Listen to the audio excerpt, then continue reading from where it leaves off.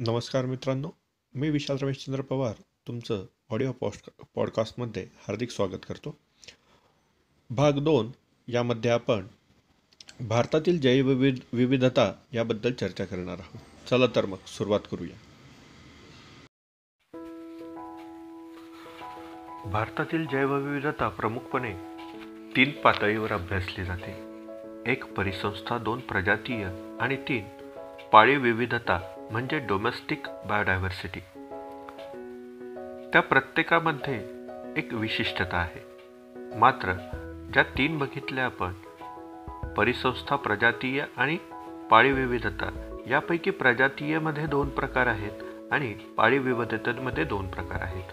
प्रजातीयमध्ये वनस्पती आणि प्राणी हे 2 उपप्रकार पडतात, तर पाळीव विविधतेमध्ये पीक आणि प्राणी असे 2 उपप्रकार पडतात. चला तर मग बघूया एकामागोमाग एक असणारे भारतातील जैवविविधतेच्या अभ्यास पद्धती. नंबर 1 मध्ये आपण बघितलं आहे परिसंस्था. त्यामध्ये 17 मेगा डायव्हर्स स्पॉट आपण आयडेंटिफाय केलेले आहेत. त्याच्यामध्ये भारताचा जगात क्रमांक 6वा लागतो. भारतात 10 जैव भौगोलिक विभाग आहेत. वनस्पती आणि प्राण्यांच्या भौगोलिक वितरणावरून असे ते 10 भाग करण्यात आलेले आहे. त्यामध्ये पहिला ट्रान्स हिमालय, 2 हिमालयीन विभाग, 3 वाळवंटी विभाग, 4 अर्धशुष्क विभाग, 5 पश्चिम घाट विभाग, 6 दख्खनचे द्वीपकल्प, 7 गंगेची मैदान, 8 ईशान्य भारत यांचा समावेश होतो. प्रजातीयमध्ये वनस्पती आणि प्राणी असे 2 उपप्रकार पडतात. वनस्पतीमध्ये 47,000 प्रजाती आढळतात भारतामध्ये. त्यापैकी 35% स्थानिक प्रजाती ज्या फक्त भारतातच आढळतात. याचे एकूण जगाच्या प्रमाणाशी 11% प्रमाण आपल्याला आढळते. प्राण्यांमध्ये भारतामध्ये एकूण 91,000 प्रजाती आढळतात. त्यापैकी 18.4% स्थानिक प्रजाती आहेत, ज्या म्हणजेच फक्त भारतात आढळतात. जगातील एकूण प्रमाणाशी त्याची तुलना करता त्याचे प्रमाण हे 11% आहे. आता एकूणात वनस्पती आणि प्राणी हे जे प्रजातीयमध्ये उपप्रकार आपण बघितले, त्याचं एकत्रितरित्या वनस्पती आणि प्राण्यांचं एकत्रित प्रमाण जगाच्या पाठीवर 9.4% आहे. म्हणजे जगातील एकूण हिस्स्यापैकी 9.4% वनस्पती व प्राणी जैवविविधता भारतात आढळते. तिसरा प्रकार पाळीव विविधता, ज्यामध्ये आपण 2 उपप्रकार आहेत, पीक आणि प्राणी. पिकामध्ये आपण बघूया किमान 156 प्रकारच्या लागवडीखालील पिकांच्या प्रजाती भारतात आढळतात. त्यापैकी 320 जंगली प्रजाती आहेत, त्या नैसर्गिकरित्या उगवतात. भाताच्या जवळपास 50 जाती आहेत. ज्वारीच्या 54 जाती भारतात आढळतात. प्राण्यांमध्ये बघूया, देशी मान्यता असणाऱ्या प्राण्यांच्या उगम देशामध्ये गुरे 27 प्रकारची, म्हशी 7 प्रकारच्या, बकरी 21 प्रकारच्या, मेंढ्या 26 प्रकारच्या आणि कोंबड्या 18 प्रकारच्या भारतात आढळतात. अशा प्रकारे हे भारताच्या जैवविविधता अभ्यास करण्यासाठीचे 3 प्रमुख प्रकार आपण बघितले. मी मगाशी तुम्हाला सांगितलं परिसंस्थेमध्ये 10 जैव भौगोलिक विभाग आहेत. त्यापैकी मी तुम्हाला 8 सांगितले होते. उरलेले 2 आहेत बेटे, ज्यामध्ये अंदमान निकोबार आणि 10वा किनारी भाग याचा समावेश होतो. जगातील एकूण 34 हॉटस्पॉटपैकी भारतातील 2.5 हॉटस्पॉट आपण कन्सिडर केलेले आहेत. त्याचाही आपण याच्यापूर्वी खुलासा केलेलाच आहे. येत्या लक्षात आपण अर्धा जो भाग म्हटला अंदमान निकोबारचा, त्याचा अर्धाच भाग आपण कन्सिडर केलेला आहे. कारण की अंदमान निकोबारचं विस्तार हा अंदमान निकोबार पासून जावा सुमात्रा बेटापर्यंत झालेला आढळतो. म्हणून भारताच्या मरीन टेरिटरीमध्ये म्हणजे सागरी भूसीमा अंतर्गत येणाऱ्या भागालाच आपण आपल्या भारताचा भाग म्हटलेला आहे. त्यामुळे आपण त्याला अर्ध कन्सिडर करतो किंवा विचारात घेतो.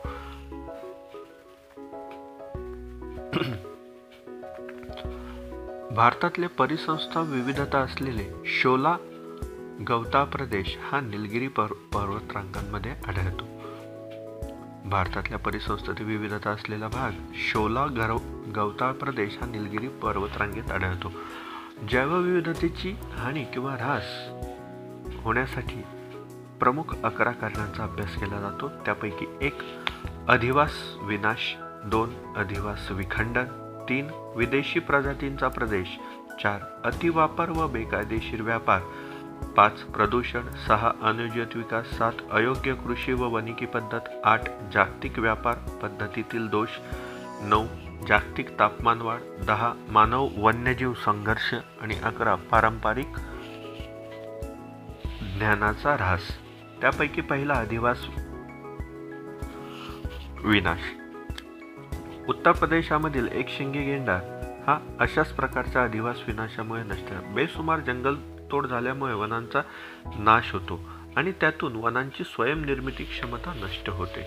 प्रकार 2 कारण 2 अधिवास विखंडन. अधिवासाचे तुकडे होणे म्हणजेच अधिवास विखंडन. कृत्रिम रस्ता, पूल यामुळे अधिवासाचे 2 भागामध्ये तुकडे होतात. त्यामुळे प्राण्यांना सहज एका भागातून दुसऱ्या भागाशी स्थलांतर कमी होते. यातूनच अधिवास विखंडनाचा प्रश्न निर्माण होतो.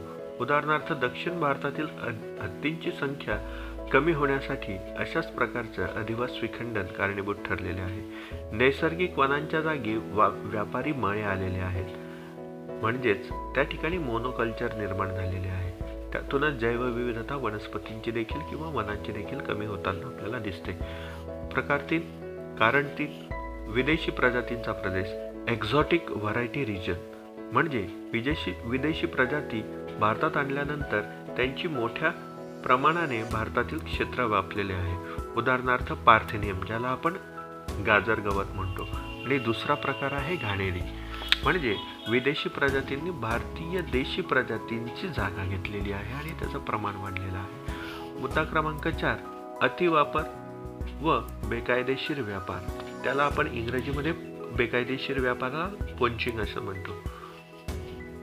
वनांची तोड झाल्यामुळे त्यांची रिजनरेशन कॅपॅसिटी म्हणजे स्वयंनियमनाची प्रक्रिया कमी होते. माशांच्या प्रजाती नष्ट होण्याच्या मार्गावर आलेल्या आहेत. बेकायदेशीर व्यापारामध्ये आपण वाघाचं उदाहरण घेऊ शकतो, कारण की चीनमध्ये हा बेकायदेशीर व्यापार चालवला जातो. हत्ती, गेंडा, वाघ, बिबट्या, अस्वल, पांडा, साप, कासव ही अशा प्रकारच्या बेकायदेशीर व्यापारामुळे त्यांना असलेल्या आंतरराष्ट्रीय पातळीवर असलेल्या मागणीमुळे त्यांची बेसुमार कत्तल घडवून आणली जाते. ज्या वेळेला आपण कासवाचा विचार करतो त्यावेळेला काही प्रमुख कासवांची नावं आपल्याला माहीत असणं गरजेचे आहे.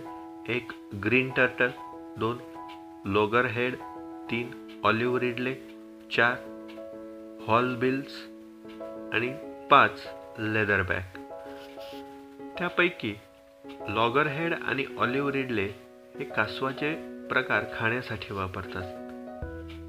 हॉवल्स बिल हे कवचासाठी प्रसिद्ध आहे आणि लेदरबॅक तेलासाठी.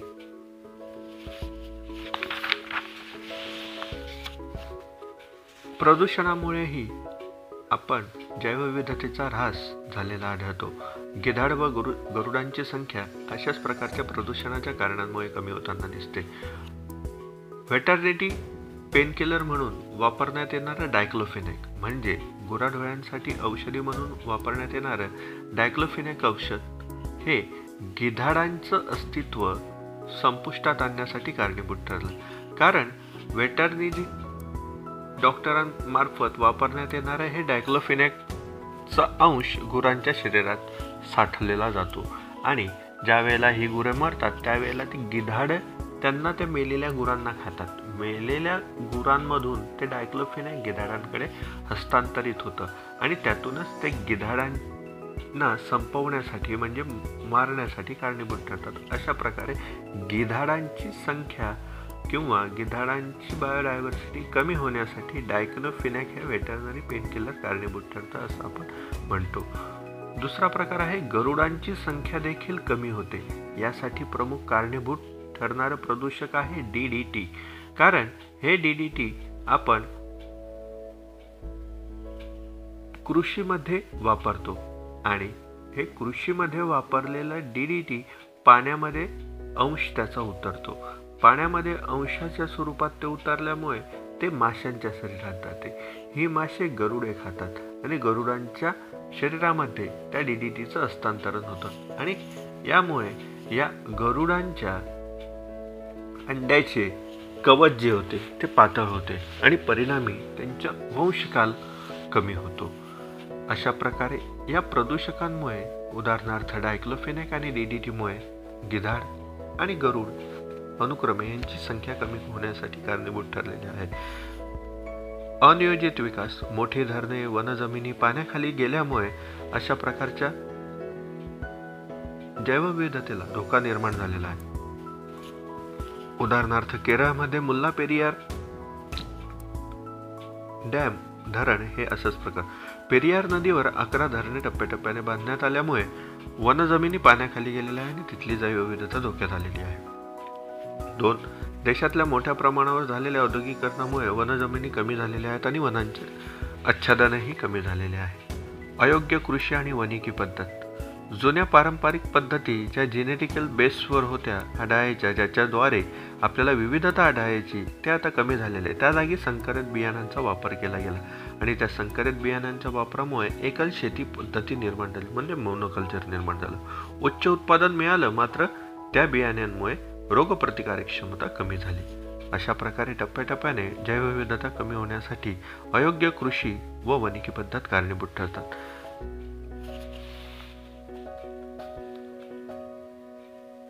जागतिक तापमानवाढ हा त्यातला पुढचा मुद्दा.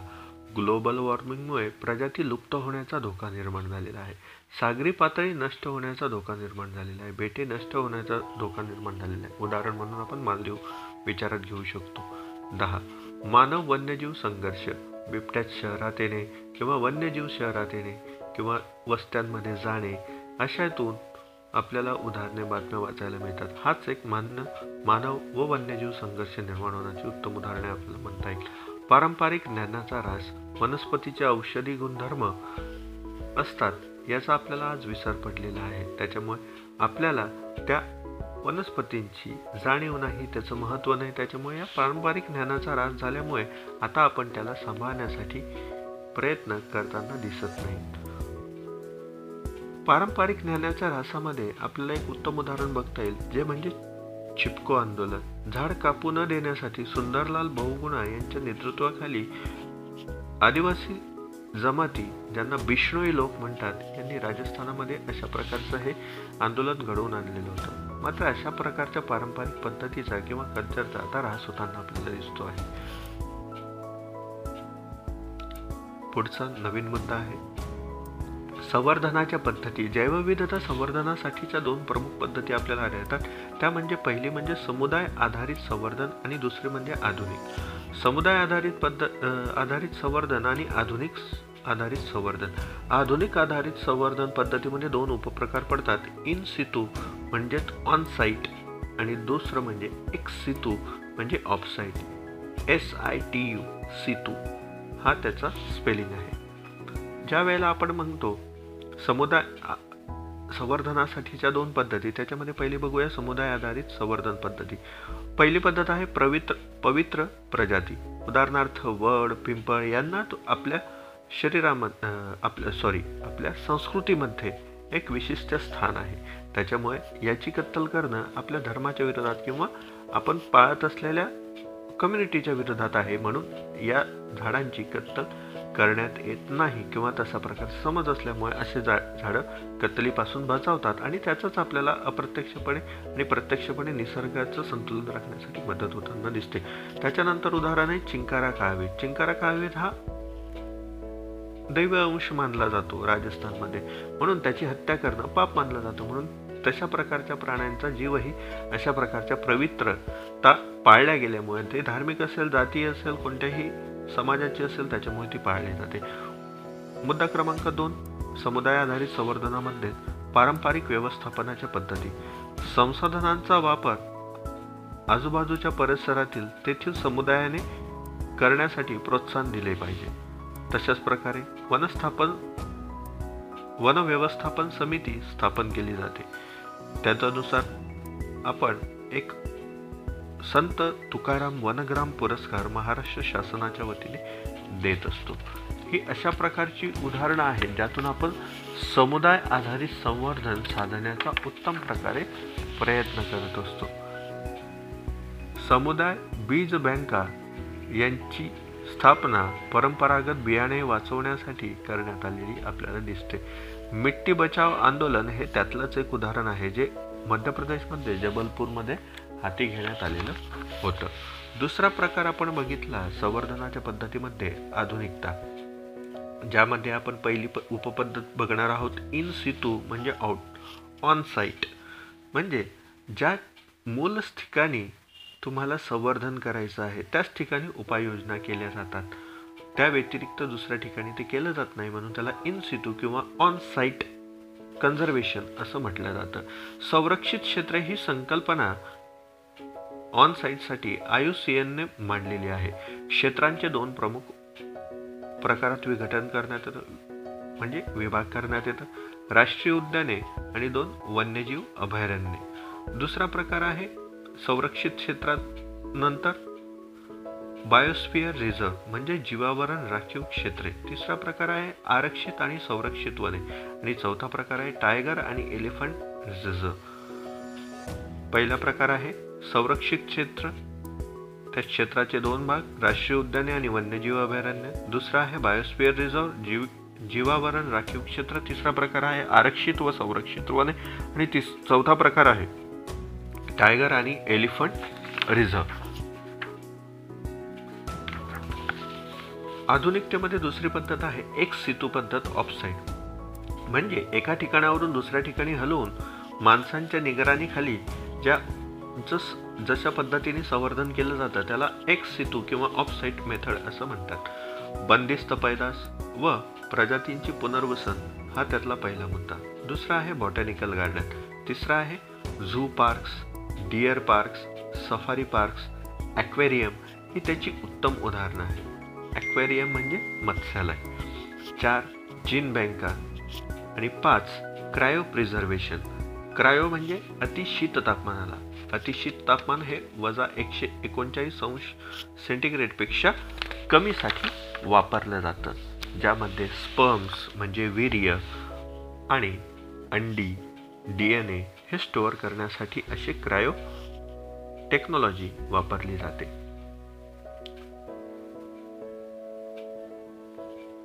आरक्षित व संरक्षित वने. आरक्षित आणि संरक्षित वने ही केंद्र व राज्याच्या अखत्यारीत वन्यजीव संरक्षण कायद्याअंतर्गत सांभाळली जातात किंवा त्याचं व्यवस्थापन बघितलं जातं. आरक्षित वने म्हणजे रिझर्व्ड, संरक्षित वने म्हणजे प्रोटेक्टेड. आरक्षित वनांसाठी एक वाक्य नेहमी लक्षात ठेवायचं, all activities are prohibited unless permitted. सर्व प्रकारच्या हालचालींसाठी त्या ठिकाणी बंदी आहे जोपर्यंत पुढची परवानगी मिळत नाही तोपर्यंत. संरक्षित वनांचं वाक्य एक लक्षात ठेवायचं, all are permitted unless the prohibited. सध्या आतापर्यंत सर्व प्रकारच्या कार्यांसाठी किंवा कार्यकल्पासाठी मान्यता आहे, म्हणजे ॲक्टिव्हिटीज करण्यासाठी परवानगी आहे जोपर्यंत बंदी आणली जाऊ शकत नाही तोपर्यंत. भारतासाठी कन्झर्वेशनच्या किंवा जगाच्या पाठीवर कन्झर्वेशनच्या दृष्टिकोनातून आरक्षित वने ही महत्त्वाची आहेत. कारण आपण वरतीच बघितलं आरक्षित आणि संरक्षितची व्याख्या करत असताना. बायोस्फिअर्स रिझर्व्ह सगळ्यांना त्यांच्या अधिवासात संरक्षित क्षेत्र प्राप्त होतं. बायोस्फिअर रिझर्व्ह हे अशा प्रकारचे क्षेत्र असतात की ज्या ठिकाणी त्या ठराविक भौगोलिक क्षेत्रात राहणाऱ्या प्रत्येक प्राण्याला वनस्पतीला संरक्षण प्राप्त होत असतं. एका ठराविक वनस्पतीसाठी किंवा प्राण्यासाठी हा भाग आरक्षित केलेला नसतो. हे बायोस्फिअर रिझर्व्हचं एक महत्त्वाचं वैशिष्ट्य आहे. आपण ज्या वेळेला बायोस्फिअर रिझर्व्ह संकल्पना बघतो त्यावेळेला आपल्याला त्या ठिकाणी महत्त्वाच्या बाबी बघायला मिळतात की असे ठिकाणं आपण का निवडतो, तर मॉनिटरिंगसाठी, दुसरं पर्यटनासाठी, तिसरं शिक्षण आणि संशोधनासाठी. आपण आता बायोस्फिअर रिझर्व्ह जे असतात त्यांचं किंवा आरक्षित जे क्षेत्र असतात त्यांना कशा प्रकारे अभ्यासासाठी वापरलं जातं हे बघूया. ज्या वेळेला आपण म्हणतो बायोस्फिअर रिझर्व्हची रचना काही लेयर्स मध्ये आपल्याला केलेली गेलेली असते. ज्या वेळेला आपण विचारात घेतो तर बाहेरून आत येऊया. सीमांतिक बाह्य बफर झोन, सीमांतिक बाह्य बफर झोन हा बाहेरचा गोल, त्यात आतमध्ये थोड्या आतमध्ये बफर झोन म्हणजे सीमांकित क्षेत्र आणि त्याच्या आतमध्ये कोअर झोन म्हणजे पूर्णपणे संरक्षित गाभा क्षेत्र. आतमध्ये काय आहे? कोअर झोन, त्याच्या बाहेर बफर झोन आणि त्याच्या अत्यंत आउटर साईडला सीमांतिक बाह्य बफर झोन. येते लक्षात? ज्या वेळेला आपण याचा विचार करतो त्यावेळेला सीमांतिक बफर क्षेत्र आणि असीमांतिक बफर क्षेत्र, बफर अँड अनबफर, येतं लक्षात? या दोघांमध्ये संशोधन आणि शिक्षणासाठी परवानगी असते. येतं लक्षात? संशोधनासाठी परवानगी असते. ठीक आहे, बघा तुमच्या समोर लक्षात येईल संकल्पना. गोल लक्षात आले. सगळ्यात आतला भाग कोअर झोन, त्याच्या बाहेरचा भाग बफर झोन आणि त्याच्या बाहेरचा भाग असीमांतिक बाह्य बफर झोन. ठीक आहे, आता बफर झोन जो आहे असीमांतिक, अत्यंत बाहेरचा, येतं लक्षात? या ठिकाणी रिसर्चला परवानगी असते. येतं लक्षात? या ठिकाणी वस्तीला परवानगी असते. या ठिकाणी टुरिझमला परवानगी असते. असीमांतिक बाह्य बफर झोन मध्ये कशाची परवानगी असते? रिसर्चची परवानगी असते म्हणजे संशोधनाची, पर्यटनाची परवानगी असते आणि आदिवासी जे मूल निवासी असतात त्यांना निवासाची परवानगी असते, वस्ती स्थापनेची परवानगी असते. आतला भाग सीमांतिक बफर क्षेत्र, ज्याला आपण बफर झोन म्हणतो. याच्यामध्ये शिक्षणासाठी परवानगी असते. याच्यामध्ये संशोधनासाठी परवानगी असते. याच्यामध्ये टुरिझम म्हणजे पर्यटनासाठी परवानगी असते. याच्यामध्ये काही प्रमाणात वस्तीसाठी परवानगी, काही प्रमाणात, पूर्ण प्रमाणात नाही. कसली परवानगी असते बफर झोन मध्ये? Education, research, tourism and at some how condition residence for the native peoples. आता मूळ भागात येऊया कोअर झोन मध्ये. कोअर झोन मध्ये फक्त मॉनिटरिंग केली जाते म्हणजे निरीक्षण सरकारच्या दृष्टिकोनातून. त्या ठिकाणी रिसर्चची परवानगी नाही, त्या ठिकाणी शिक्षणाची परवानगी नाही, त्या ठिकाणी पर्यटनाची परवानगी नाही, कसलीच परवानगी नाही. ओके, हा झाला आपला रिझर्व्हचा मुद्दा. युनेस्कोने मॅब ही संकल्पना तयार केलेली आपल्याला दिसते. Man and biospheres programme. येतं लक्षात? मॅन अँड बायोस्फिअर्स प्रोग्राम हा सुरू करण्यात आलेला आहे. या बायोस्फिअर रिझर्व्हचं कारण असं आहे की जागतिक जैवविविधता असणारी क्षेत्र यांचं जाळं निर्माण करणं हे त्याच्या मागचा बायोस्फिअर रिझर्व्ह ठरवण्यामागचं मुख्य उद्दिष्ट आहे. येतं लक्षात? महत्वाचे उद्देश काय आहेत बायोस्फिअर रिझर्व्ह ठरवण्यामागे? तर त्याची उद्दिष्ट आहेत संवर्धन करणं, संशोधन करणं, शिक्षण आणि प्रशिक्षण पुरवणं आणि स्थानिक सहभाग वाढवणं. महत्वाचे उद्देश साध्य कोणते करायचे बायोस्फिअर रिझर्व्हने? जैवविविधता, जीवावरण क्षेत्रांनी संवर्धन, संशोधन, शिक्षण प्रशिक्षण आणि स्थानिक सहभाग. इंग्रजीमध्ये सांगतो, conservation, research, education and training, and fourth local contribution. 1980 पासून बायोस्फिअर रिझर्व्हची संख्या वाढत आहे आणि ती 550 पर्यंत पोहोचलेली होती. त्यापैकी आज भारतात 18 बायोस्फिअर रिझर्व्ह आपल्याला आढळतात. त्यामध्ये अचंकमार अमरकंटक हे ठिकाण आहे मध्य प्रदेश आणि छत्तीसगडच्या बॉर्डरवर. दुसरं अगस्थमालाई केरळ. तिसरं दिबांग अरुणाचल प्रदेश. चौथं दिब्रू साईखोवा आसाम. दिब्रू आणि साईखोवा एकच आहे. दिब्रू साईखोवा आसाम. पाचवा ग्रेट निकोबार अंदमान निकोबार बेटांवरचा भाग. पाचवा मन्नारचा आखात तामिळनाडू. सातवा खान चेन झोंगा ज्याला आपण कांचनगंगा म्हणतो सिक्कीम. 8 मानस आसाम. 7 नंदादेवी उत्तराखंड. 10 निलगिरी हा जो तामिळनाडू कर्नाटक आणि केरळमध्ये पसरलेला आहे. 11 नोकटेक मेघालय. 12 पंचमढी मध्य प्रदेश. 13 सिमलीपाल ओरिसा. 14 सुंदरबन पश्चिम बंगाल. 15 कच्छ गुजरात. 16 कोडाईकॅनॉल हिमाचल प्रदेश. 17 सेशोचलम आंध्र प्रदेश. 18 पन्ना मध्य प्रदेश.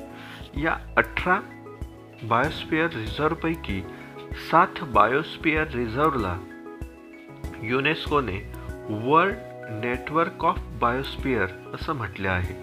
18 पैकी 7 बायोस्फिअर रिझर्व्हला world network of biospheres reserve म्हटलेलं आहे. हे 7 बायोस्फिअर रिझर्व्ह कोणते? रिपीट करतो. मन्नारचा आखात तामिळनाडू. नंदादेवी उत्तराखंड. निलगिरी तामिळनाडू कर्नाटक केरळामध्ये पसरलेला आहे. नोकटेक मेघालयमध्ये आहे. पंचमढी मध्य प्रदेशमध्ये आहे. सिमलीपाल ओरिसामध्ये आहे. सुंदरबन पश्चिम बंगालमध्ये आहे. यांचा या 7 बायोस्फिअर रिझर्व्हमध्ये समावेश आहे. भारतातील सर्वात मोठा बायोस्फिअर रिझर्व्ह हा कच्छ गुजरातचा आहे.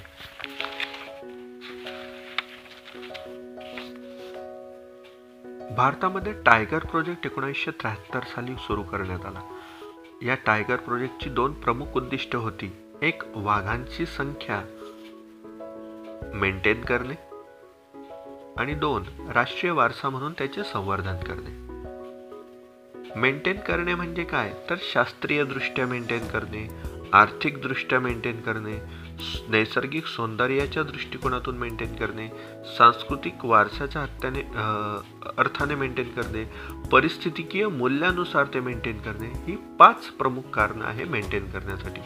शास्त्रीय, आर्थिक, नैसर्गिक सौंदर्य, सांस्कृतिक आणि परिस्थितिकीय मूल्यानुसार. येतं लक्षात. भारतात टायगर प्रोजेक्टची सुरुवात आपण मगाशीच बघितलं 1973 सुरुवात झाली. सर्वाधिक टायगर प्रोजेक्ट हे 6 MP मध्ये आहेत. महाराष्ट्रात 4 टायगर प्रोजेक्ट आहे. मेळघाट, पेंच, ताडोबा अंधारी आणि सह्याद्री. मेळघाट, पेंच, ताडोबा अंधारी आणि सह्याद्री हे महाराष्ट्रातील 4 टायगर प्रोजेक्ट आहेत. देशातील सर्वात मोठा टायगर प्रोजेक्ट आंध्र प्रदेशमध्ये नागार्जुन सागर येथे श्री शैलम येथील आहे. नागार्जुन सागर येथील श्री शैलम हा देशातील म्हणजे भारतातील सर्वात मोठा टायगर प्रोजेक्ट आहे. 2010 मध्ये केलेल्या व्याघ्र गणनेनुसार वाघांची संख्या 1706 इतकी होती. त्यामध्ये लिमिटेडनुसार किमान 1571 आणि मॅक्झिमम 1895 ही संख्या आवश्यक असते. एलिफंट प्रोजेक्टचं उद्दिष्ट 2-3 प्रकारचं होतं. एक नैसर्गिक अधिवासाचं संवर्धन करणं हत्तींच्या. 2 हत्तींचं स्वतःचं संवर्धन करणं आणि 3 हत्तींची संख्या वाढवणं. 1 नैसर्गिक अधिवासाचं संवर्धन करणं. 2 हत्तींचं संवर्धन करणं. 3 हत्तींची संख्या वाढवणं हे एलिफंट प्रोजेक्टचं प्रमुख उद्दिष्ट होतं. 13 राज्यांमध्ये 28 एलिफंट रिझर्व्ह आहेत. भारतातील एकूण 13 राज्यामध्ये 28 एलिफंट रिझर्व्ह आहेत. त्यापैकी काही इतर प्रकल्प, जसं आपण टायगर प्रोजेक्ट बघितला, एलिफंट प्रोजेक्ट, इतर मगर पैदास प्रकल्प, काश्मीरी हरिण प्रकल्प, हिमाचल कस्तुरी मृग प्रकल्प हे काही इतर उदाहरणं आपल्याला आहेत. एक्स सितू पद्धत, ऑफसाइड मेथड म्हणजे आधुनिक पद्धतीमधले संवर्धन करण्यासाठी. त्यामध्ये मुद्दा क्रमांक 1, ही कृत्रिम पैदास मानवाच्या निगराणीखाली केली जाते. याला बंदिस्त पैदास असं म्हणतात. उदाहरणार्थ, एकशिंगी गेंड्यासाठीचा असा कृत्रिम प्रयत्न दुधवा अभयारण्यात पाणथळी प्रदेशा ठिकाणी करण्यात आला. दुसरा प्रयत्न आहे एक्स सितू मधलाच बॉटॅनिकल गार्डन. या ठिकाणी एका ठराविक भौगोलिक क्षेत्रात ज्या जाती वनस्पतींच्या नष्ट झालेल्या आहेत यांचं कृत्रिम उत्पादन घेतलं जातं. देशात जवळपास 70 बॉटॅनिकल गार्डन्स आहे. तिसरा प्रकार आहे उद्याने. डिअर, झू, सफारी पार्क उभारून आपण अशा प्रकारचा एक सितू पद्धत पाळतो. जीन बँका आहेत. संकटापत्त वनस्पती व प्राण्यांचे ऑर्गॅनिझम्स, जीन्स प्रिझर्व करून आपण त्यांची विविधता जपण्यासाठी प्रयत्न करू शकतो. National plant genetic research centre दिल्लीला आहे. National plant genetic research centre दिल्लीला आहे. National animal genetic research centre कर्नाटकला आहे. National fish genetic research centre लखनौला आहे. पुढचा मुद्दा त्यातलाच, नॅशनल जीन बँका ICAR मार्फत स्थापन केल्या जातात. राष्ट्रीय जीन बँका ICAR मार्फत स्थापन केल्या जातात. ICAR चा लॉंग फॉर्म आहे Indian council of agricultural research. Indian council of agricultural research. ICAR ही भारतातली सर्वोच्च कृषी संशोधन करणारी संस्था आहे.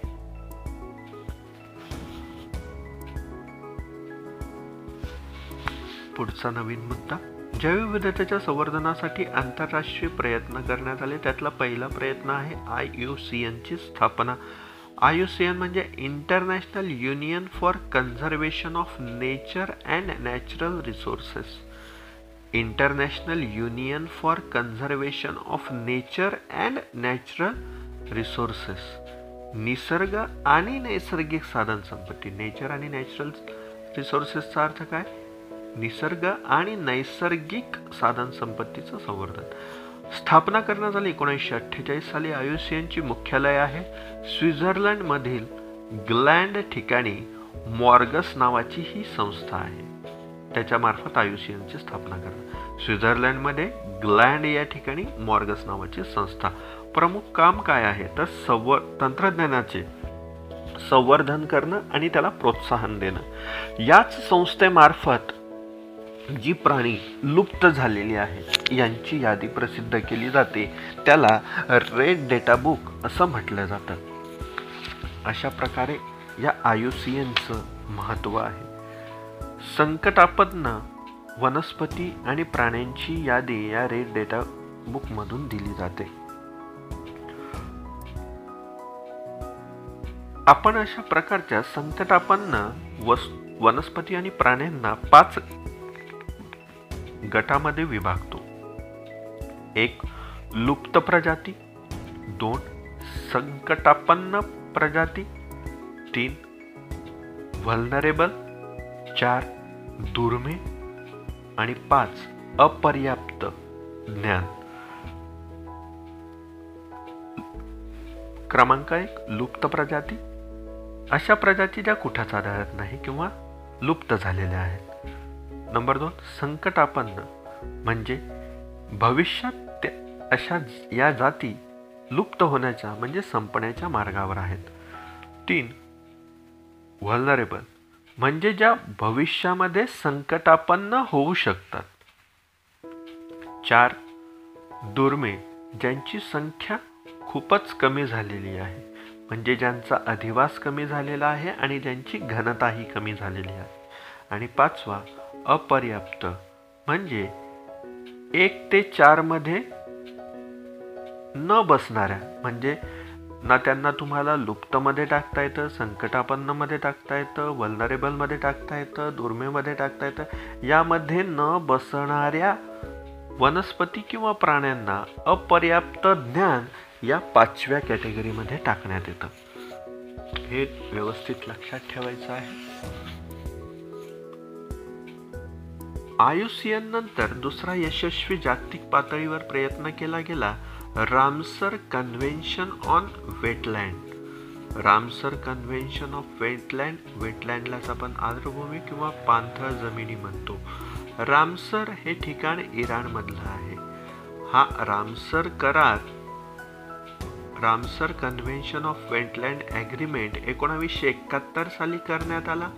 त्याची अंमलबजावणी 1975 सुरू झाली आणि भारत त्याच्यावर सही करणारं राष्ट्र 1981-82 या आर्थिक वर्षात बनला.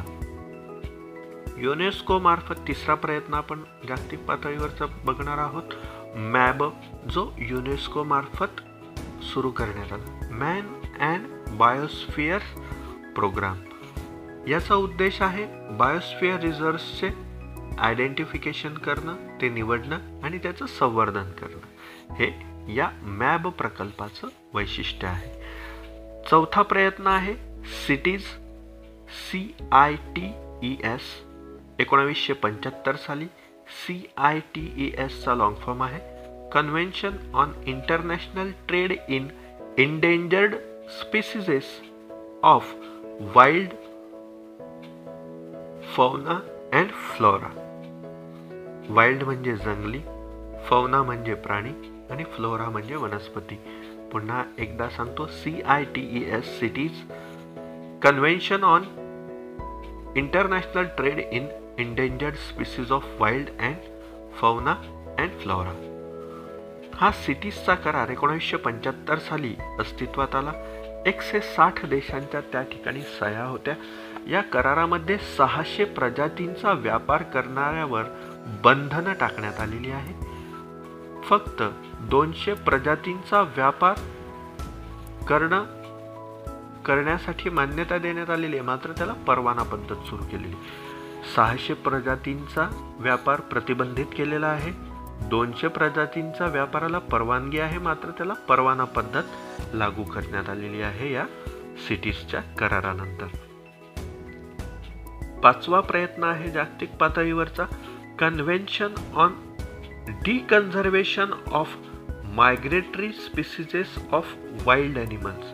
Convention on the conservation of migratory species of wild animal. Migratory म्हणजे स्थलांतरित, वाईल्ड म्हणजे जंगली प्राणी. हा करार बॉन शहरात करण्यात आला. जर्मनीमधील बॉन शहरात करण्यात आला, म्हणून याला बॉन करार असं म्हणतात. हा करार 1983 साली झाला. बॉन करार 1983 साली जर्मनीमधील बॉन हे शहर, आणि करार झाला convention on the conservation of migratory species of wild animals. 6वा प्रयत्न आहे जागतिक पातळीवरचा वसुंधरा परिषद, समिट अर्थ.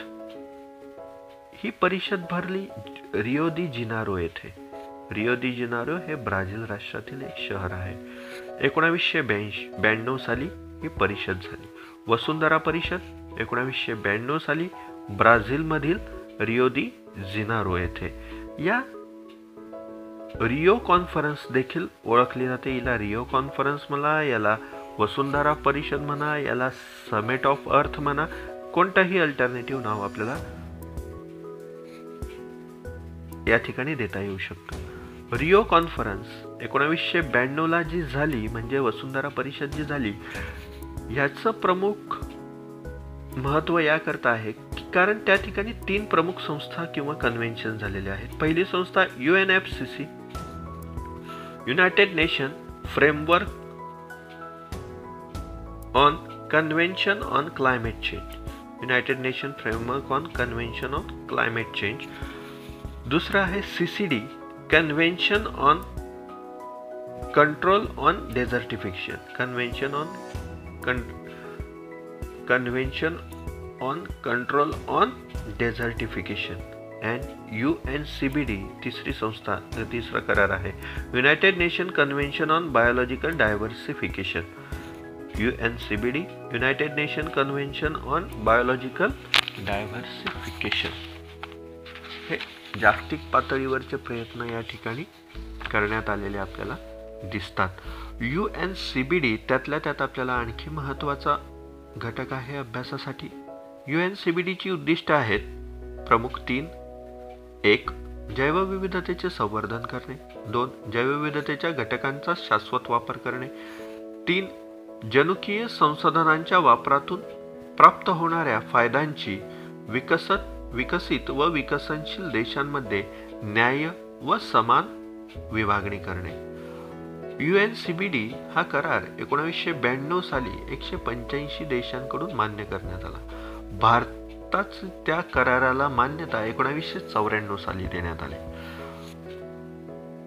ही जी वसुंधरा परिषद 1992 साली झाली, त्याच्यानंतर तब्बल 10 वर्षांनी जी परिषद झाली तिला Rio+10 म्हणतात, कारण की ती वसुंधरा परिषदेनंतर 10 वर्षांनी झाली, म्हणून ती 2002 साली झाली. ही Rio+10 ही परिषद जोहान्सबर्ग येथे भरवण्यात आली. हिलाच शाश्वत विकासाची परिषद, सस्टेनेबल डेव्हलपमेंट काउन्सिल असं म्हटलं गेलं. त्याच्यानंतर 1992 नंतर 20 वर्षांनी आणि Rio 10च्या 10 वर्षांनी म्हणजे 2012 साली Rio+20 ब्राझीलमधील रिओ येथे भरवण्यात आलेली होती. UNCBD याचं आणखी एक महत्त्वाचं वैशिष्ट्य आपल्याला अभ्यासासाठी बघावं लागतं. UNCBDच्या करारावर सही करणाऱ्या देशांना conference of parties COP short form मध्ये कॉप, जे देश UNCBD वर सही करतात त्यांना कॉन्फरन्स ऑफ पार्टीज म्हणतात. कॉप ही एक प्रकारची प्रशासकीय संस्था आहे, गव्हर्निंग बॉडी आहे. येते लक्षात. COP 11 जी ऑक्टोबर 2012 मध्ये हैदराबाद येथे झाली. COP 11 ही जी 2012 साली हैदराबाद येथे झाली, तिची टॅगलाईन होती प्रकृती रक्षती रक्षिता. काय टॅगलाईन होती? प्रकृती रक्षती रक्षिता, म्हणजे nature protect if she is protected. निसर्ग रक्षण करेल जर त्याचं रक्षण केलं तर. UNCBD अंतर्गत 2000 साली एक करार करण्यात आला होता.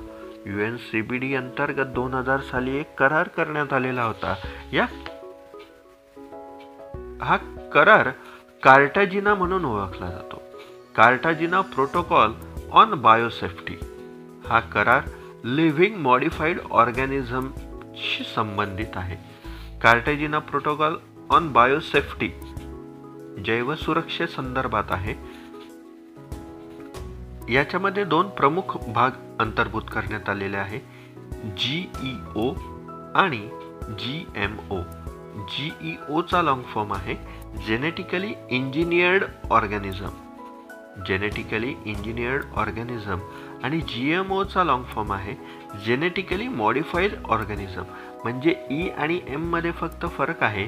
E म्हणजे इंजिनियर्ड आणि M फॉर मॉडिफाईड.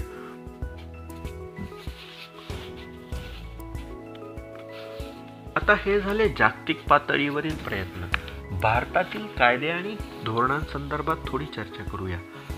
त्यातला पहिला प्रयत्न आहे वन्यजीव संरक्षण कायदा 1972. भारतातील वन्यजीवांच्या संवर्धनासाठी आणि सुरक्षेसाठी प्रमुख कायदेशीर आराखडा या दृष्टिकोनातून तयार करण्यात आला. याची प्रमुख 2 उद्दिष्ट होती या वन्यजीव संरक्षण कायद्याची 1972च्या. पहिलं उद्देश होतं संकटापन्न प्रजातींचं रक्षण करणं आणि नंबर 2 राष्ट्रीय उद्याने अभयारण्ये यांची घोषणा करणं. दुसरा प्रयत्न biological diversity act 2002. Biological diversity act 2002 याची 2 प्रमुख उद्दिष्ट होती. एक, जनुकीय संसाधनांना प्रवेश नियंत्रित करणं, आणि नंबर 2, दीर्घकालीन संवर्धनासाठी धोरणे व कार्यक्रमाची निर्मिती करणं. बायोलॉजिकल डायव्हर्सिटी ऍक्टच्या अंमलबजावणीसाठी राष्ट्रीय जैवविविधता नियंत्रणाची चेन्नईमध्ये स्थापना करण्यात आली. त्याला आपण इंग्रजीमध्ये नॅशनल बायोडायव्हर्सिटी अथॉरिटी असं म्हणतो. नॅशनल बायोडायव्हर्सिटी अथॉरिटी स्थापना बायोलॉजिकल डायव्हर्सिटी ऍक्टच्या अंमलबजावणीसाठी चेन्नई येथे करण्यात आली. त्याचप्रमाणे प्रत्येक राज्यस्तरावर राज्य जैवविविधता मंडळे काम करतात. राज्यस्तरावर कोण काम करतात? जैवविविधता मंडळे काम करतात. आणि स्थानिक पातळीवर म्हणजे म्युनिसिपल कॉर्पोरेशनच्या पातळीवर बायोडायव्हर्सिटी मॅनेजमेंट कमिटी काम करतात. जैवविविधता व्यवस्थापन समित्या काम करतात. CBR convention on biodiversity register, committee for biodiversity register. आपापल्या प्रदेशातील सर्व वनस्पती व प्राणी यांची ओळख करून नोंदणी करणे हे कमिटीचं काम असतं. Committee on biodiversity register.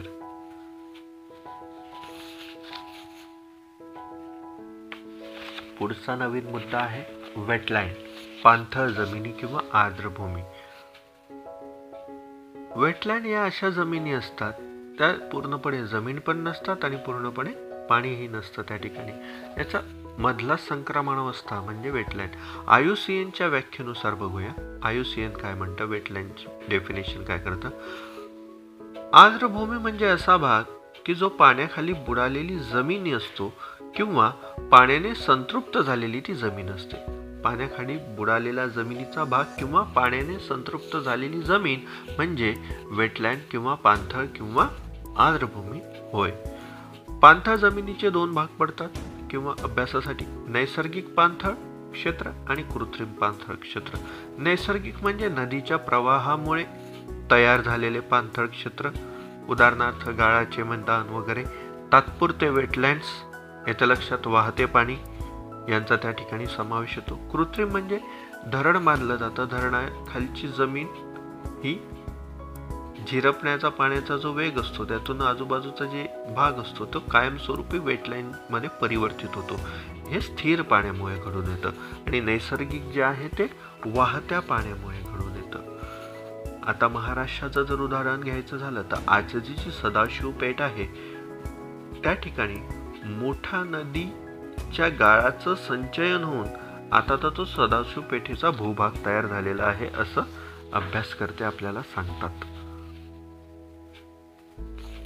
भारतातली 70% पाणथळ क्षेत्र ही शेतीखाली आहेत. पाणथळ क्षेत्राचं महत्व काय आहे तर या ठिकाणी नंबर 1 अत्युच्च जैविक उत्पादकता आढळून येते. भारतातल्या 70% पाणथळीच्या जागा भात शेतीसाठी वापरतात. खारफुटीची वने या ठिकाणी आहेत. अशा आर्द्रभूमी मत्स्य उत्पादनासाठी प्रसिद्ध आहे. नंबर क्रमांक 2 भूजलाच्या पुनर्भरणासाठी आर्द्रभूमी काम करतात. नंबर क्रमांक 3 पाणथळीच्या जागा या प्रदूषणातील प्रदूषके शोषून घेण्याचे काम करतात. नंबर क्रमांक 4 वेटलँड मध्ये उगवणाऱ्या वनस्पती किंवा प्राणी यांचा अन्न म्हणून देखील वापर होतो. नंबर क्रमांक 5 वेटलँड मध्ये विविध प्रकारच्या प्राण्यांसाठी नैसर्गिक अधिवास मिळतो. उदाहरणार्थ एकशिंगी गेंडा हे दुधवा भरण्याचे उत्तम उदाहरण आहे. डान्सिंग डिअर सांगाई त्याचं नाव आहे, हे मणिपूर येथे आढळते. डान्सिंग डिअर नाचणारं हरिण त्याचं लोकल नाव आहे सांगाई, ते मणिपूरमध्ये आढळतं.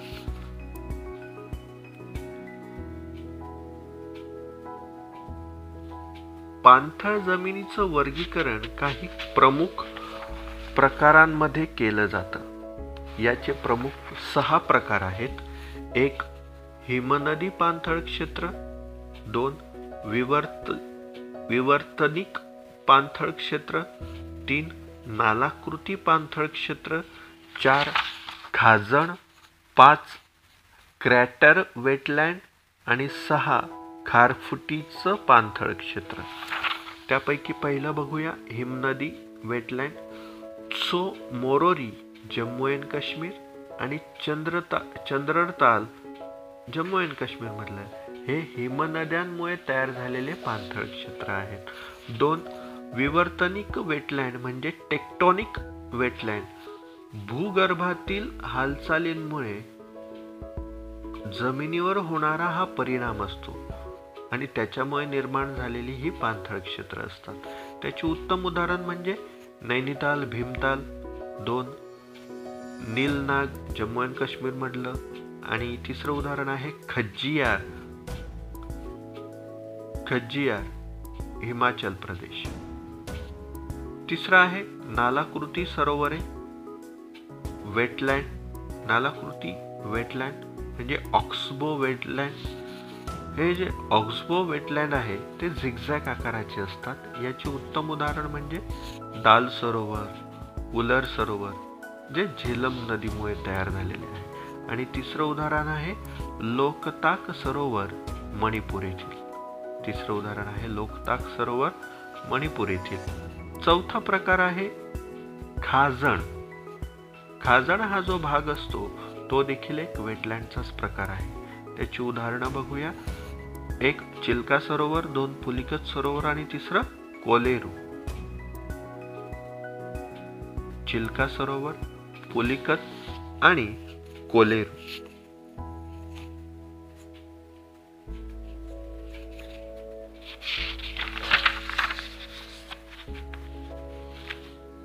क्रॅटर वेटलँड 5वा प्रकार.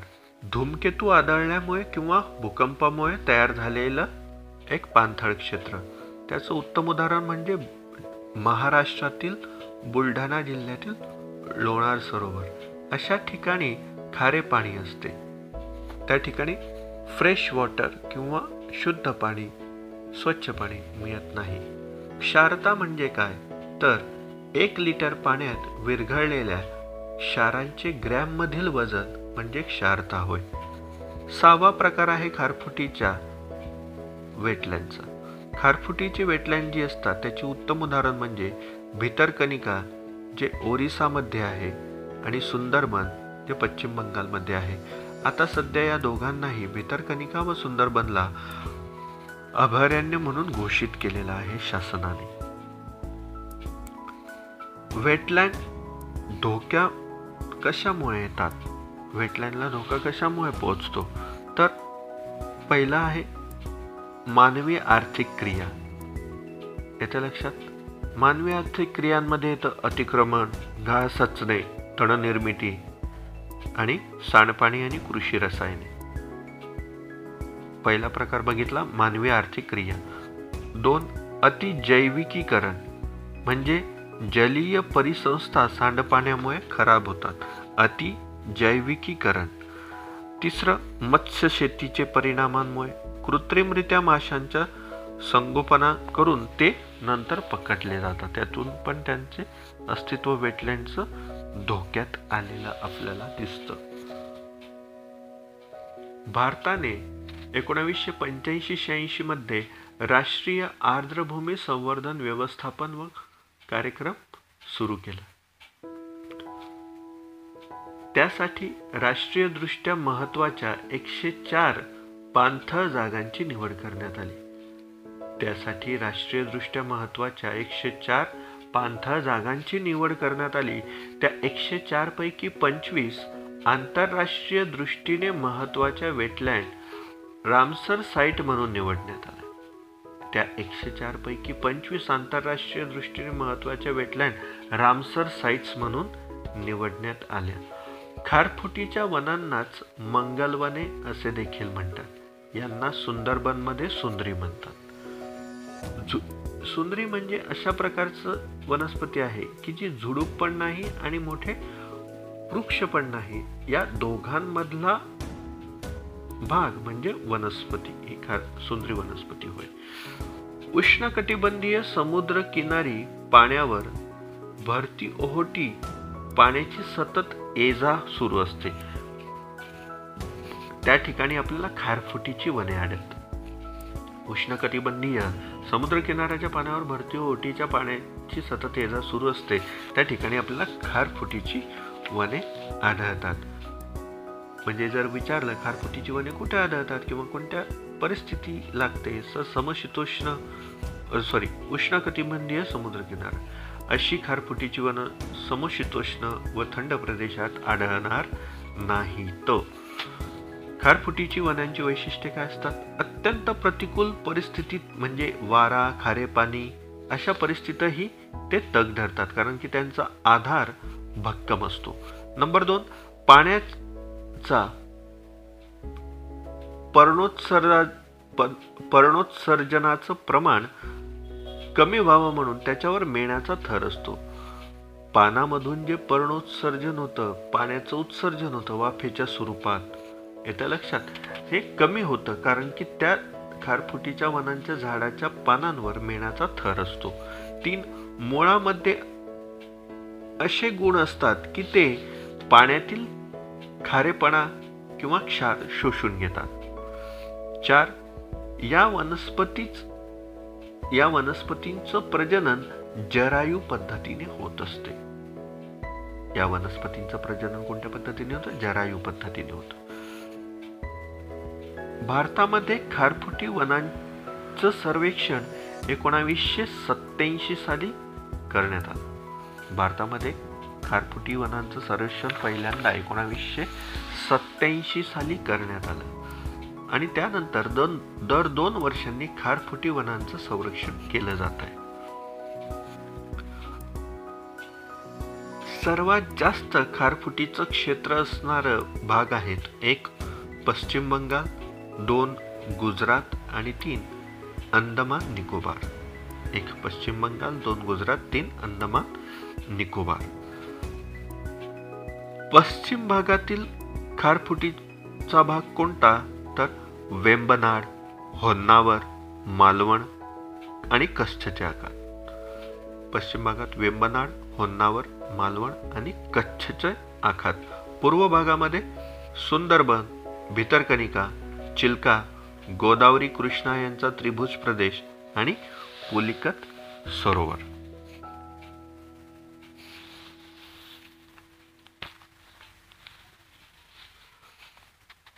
खारफुटीच्या